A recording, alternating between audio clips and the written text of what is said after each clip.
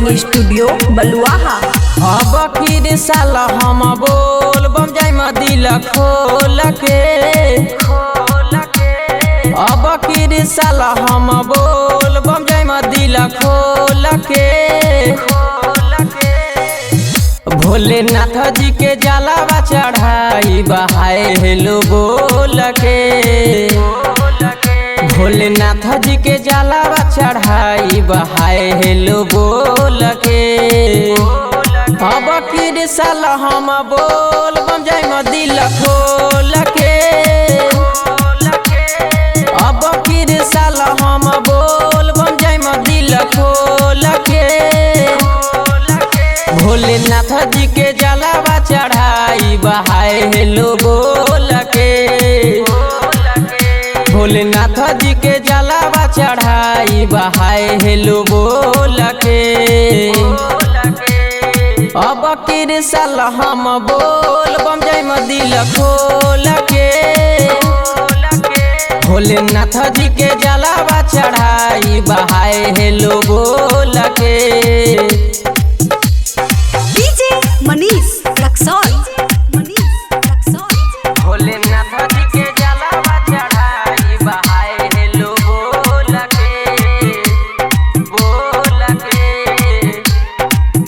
Bholenath Maithili express की शानदार प्रस्तुति।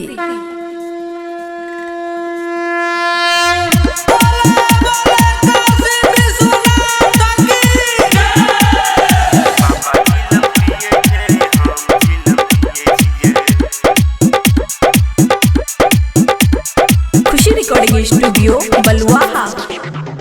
भांग धतूर के भोग लगाबे भोलेनाथ पी के चिलम मगन में रहे छे भोलेनाथ। भांग धतूर के भोग लगाबे भोलेनाथ पी के चिलम मगन में रहे छे भोलेनाथ। हमू छिए बाबा के भक्त, भक्ति में छिए मगन, जेहन गुरु तेहन चेला हम भक्त छिए।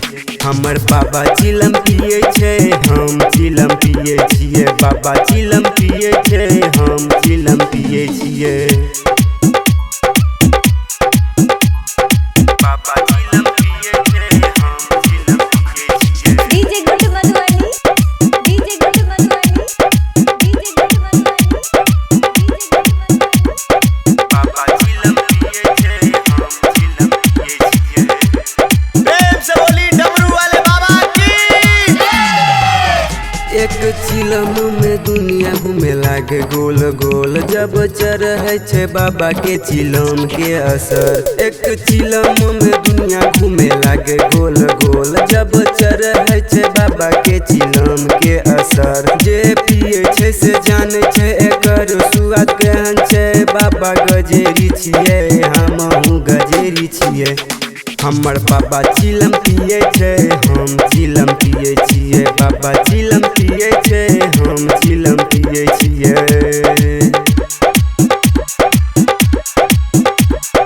बाबा चिलम पिए छे, हम चिलम पिए छिए।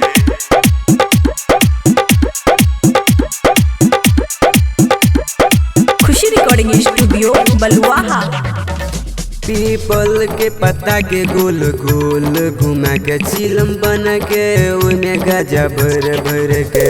पीपल के पत्ता के गोल गोल घुमा के चिलम बना के, ओमे गाजा भर भर के।